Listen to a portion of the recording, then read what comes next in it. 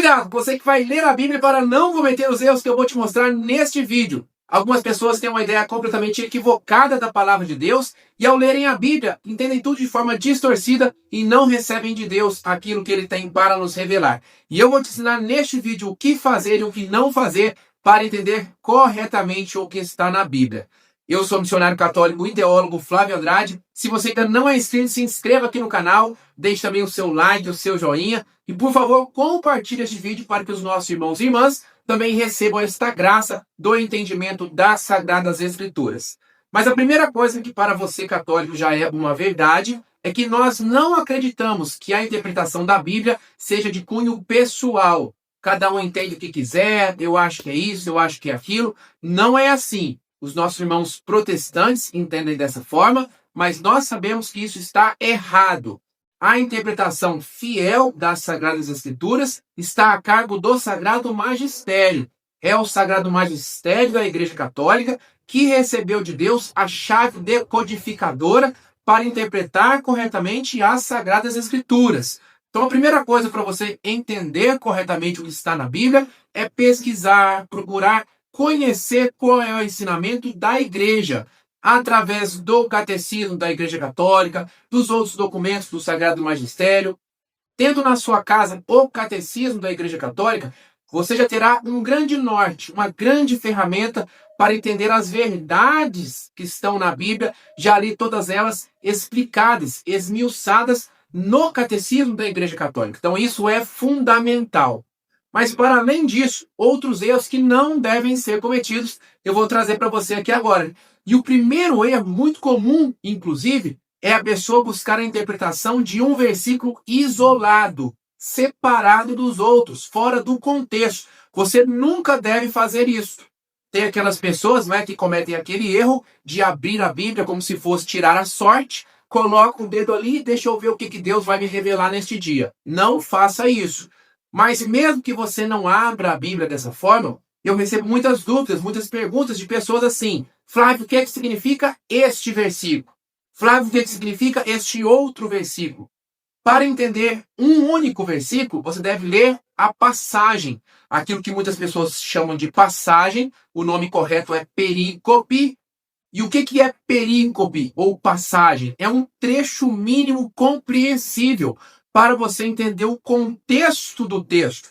Porque se você buscar a interpretação de um versículo isoladamente fora do contexto, você pode entender tudo errado. Entender uma coisa completamente diferente daquilo que Deus tem para nos revelar. E eu vou te dar um exemplo pessoal. Certa vez eu estava na casa do meu irmão biológico, estávamos ali na porta da cozinha, conversando sobre uma cadela, uma golden, que ele tinha acabado de adquirir, estava muito feliz, falando ali da cadela, da golden, não é, que ele estava cuidando, aquela alegria toda. E somente nós dois conversando, não tinha ninguém próximo de nós. E eu falando com ele, eu também quero um, mas eu quero um macho para mim. Exatamente naquele momento que eu falei para ele, eu quero um macho para mim, a minha mãe, minhas irmãs, meu tio, chegaram ali pela porta e se depararam com aquilo naquele exato momento e ficaram com os olhos arregalados.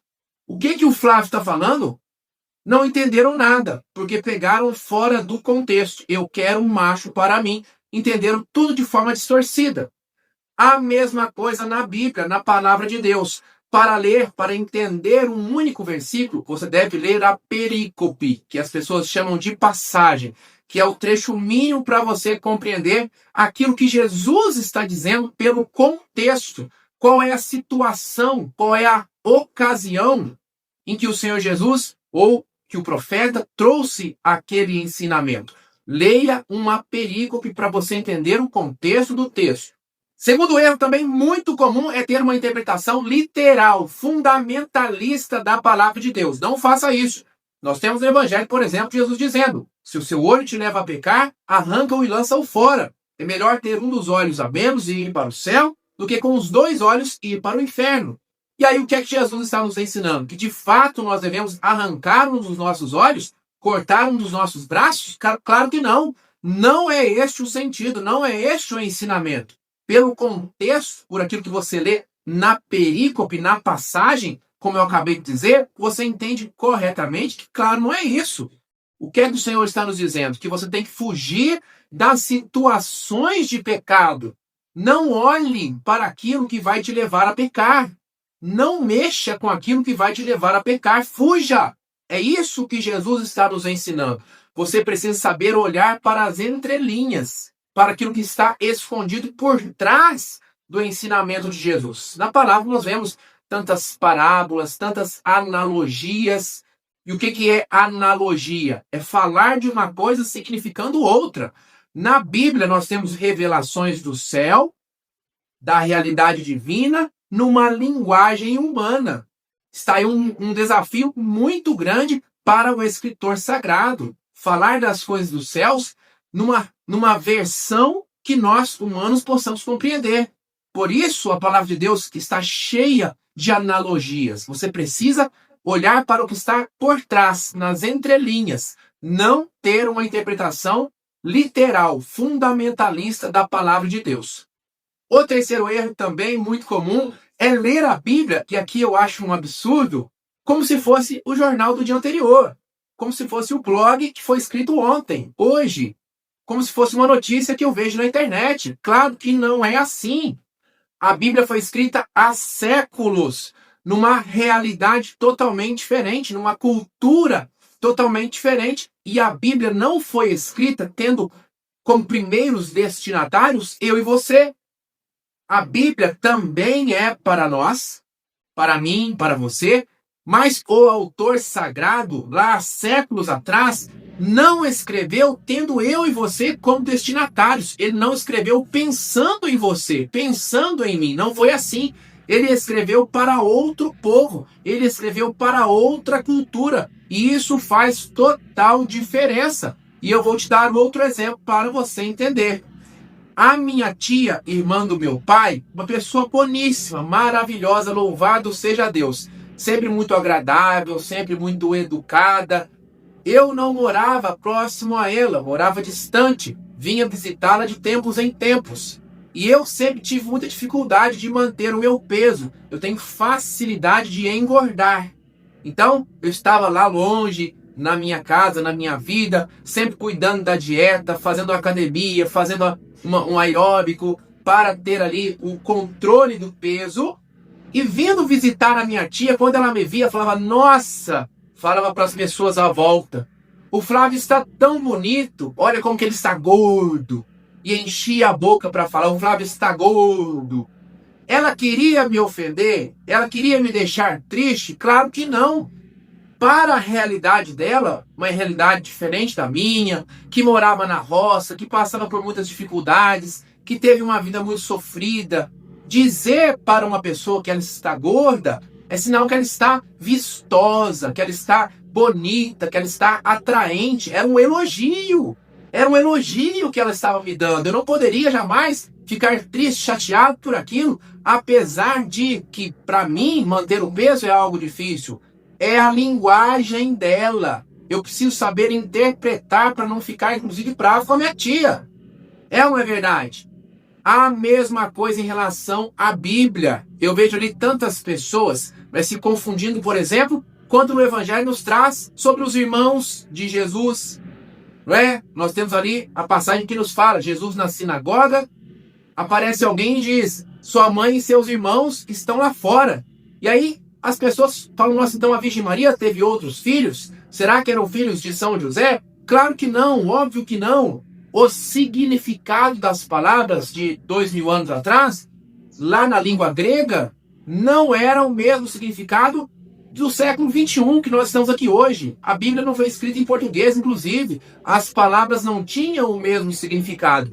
Irmãos, lá para o tempo de Jesus, significava qualquer parente próximo. Então, para além do significado das palavras, nós temos que saber interpretar o sentido. Olha só o exemplo que eu trouxe da minha tia. E como é que você aprende isso? Pesquisando nos ensinamentos da igreja, pesquisando nos documentos da igreja, recebendo o ensinamento do Sagrado Magistério e, claro, a partir da prática, que já é o próximo erro que eu vou trazer para você.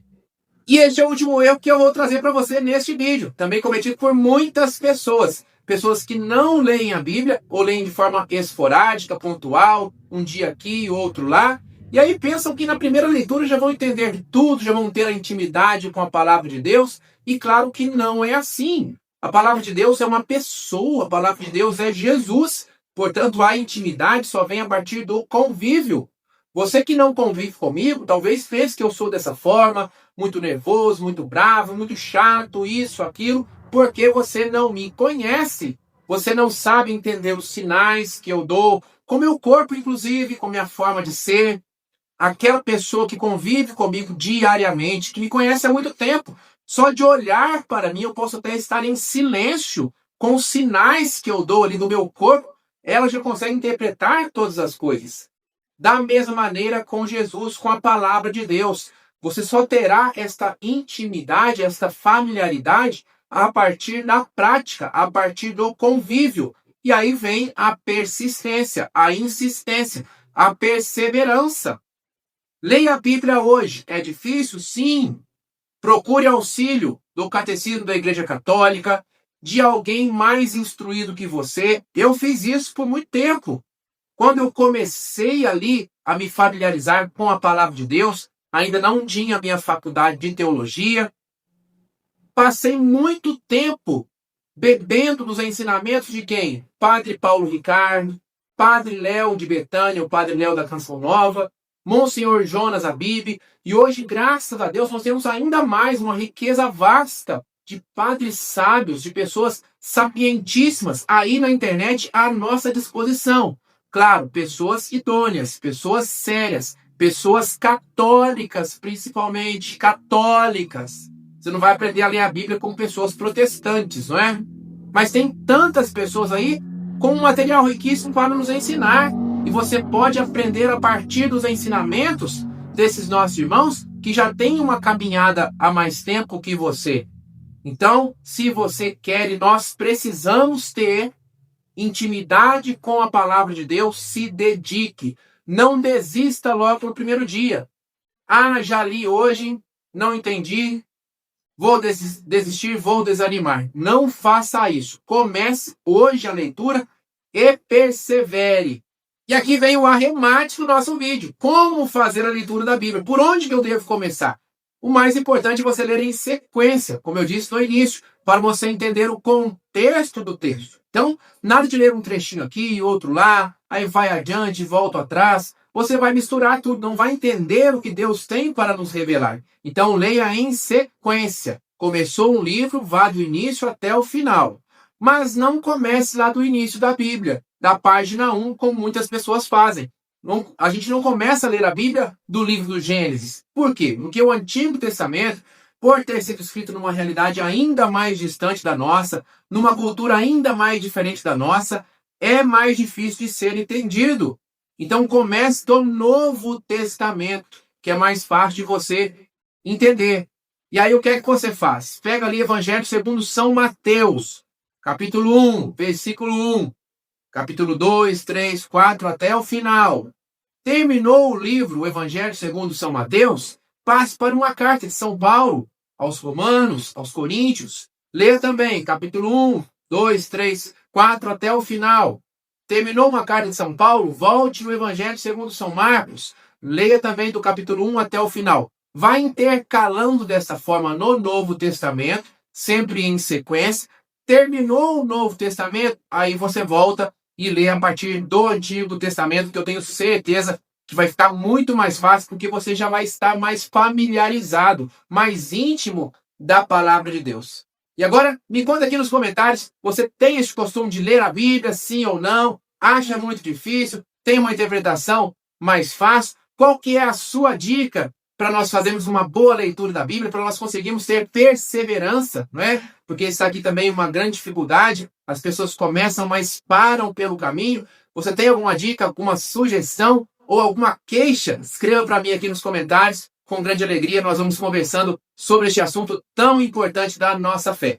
E mais uma vez quero pedir a você que deixe aqui o seu like, o seu joinha, para que este vídeo alcance muitas pessoas e conto com você para compartilhar este vídeo nos grupos de WhatsApp, pelo Facebook, pelo Instagram, para que essas informações valiosas cheguem também aos nossos irmãos e irmãs.